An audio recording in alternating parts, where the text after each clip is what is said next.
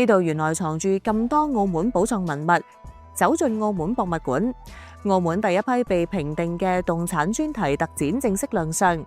呢次展覽從首批被評定嘅400件套具重要文化價值嘅動產中，精選約100件套，附以多媒體影像，將涵蓋嘅考古物、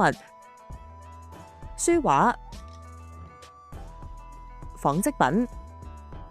官方文書等24類展品一一呈現，從海上貿易遺珍、中西交融工藝到市井同埋宗教器物，一件件文物串起澳門數百年嘅變遷足跡，展示澳門嘅歷史同埋社會變遷，呈現中西文化交融與多元共生嘅城市特質，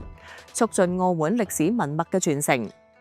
嚟澳門博物館，走進澳門嘅文物時光，線上虛擬展覽都同步開放喎。